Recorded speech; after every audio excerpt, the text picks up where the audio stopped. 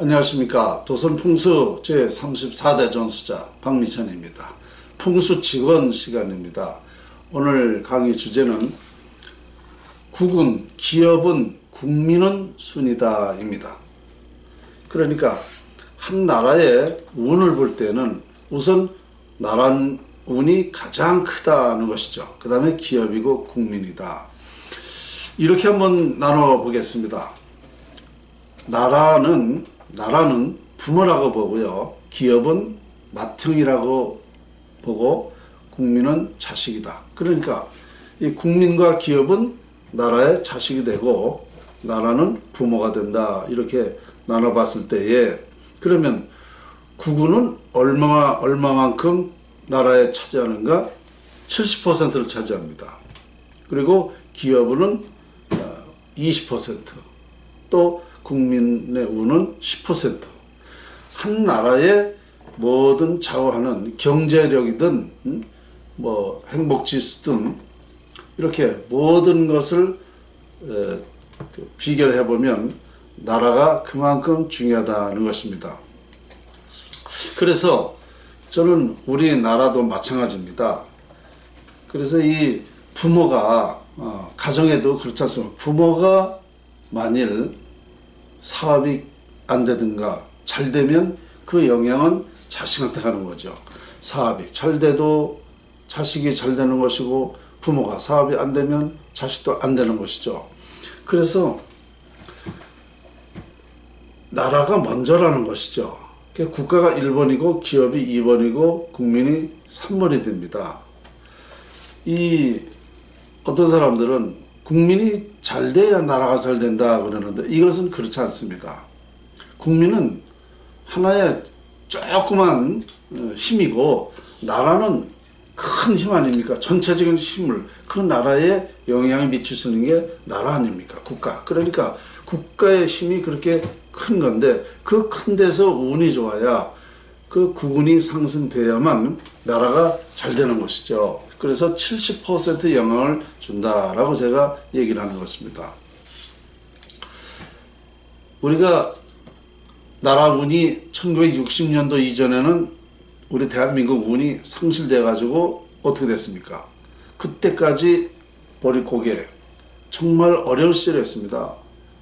국민소득이 67달러니까 뭐 세계에서 가장 못 사는 나라 아닙니까?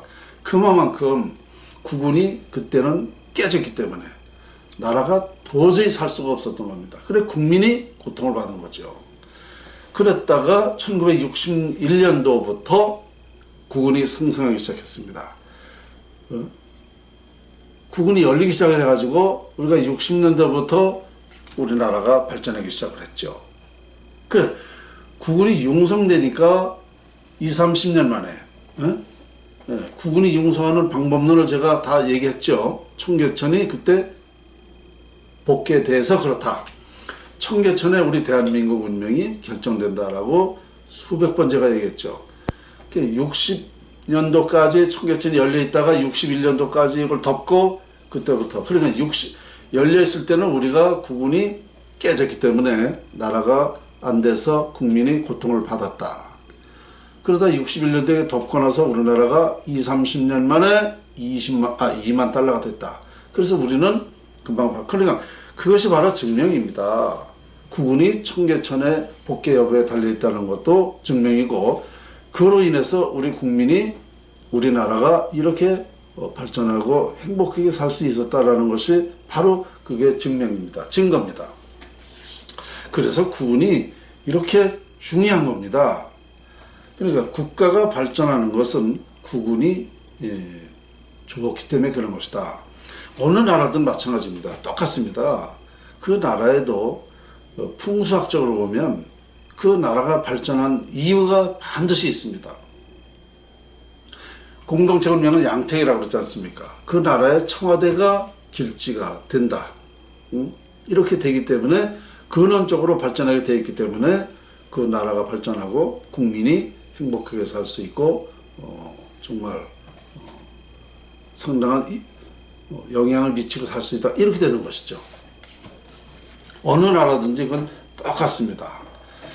자, 그래서 우리 기업 현재는 우리가 볼 때 현재는 우리 기업이 발전했음으로써 나라가 발전했다고 저도 얘기를 했는데 그 근원은 바로 우리 대한민국의 좋은 운명이 61년도부터 시작이 됐기 때문에 이렇게 된 것이다 이거죠. 그런데 지금 나라가 망한다고 제가 얘기했지 않습니까? 국운이 상실되었다. 그래서 지금 기업이 다 망조가 되지 않습니까? 그게 제가 연구한 그 증명입니다. 그러니까 기업이 국민이 아무리 잘 살려고 해도 국운이 상실되면 나라는 안 된다는 것입니다. 지금 우리나라에는 여러 가지 어려움에 처해 있죠.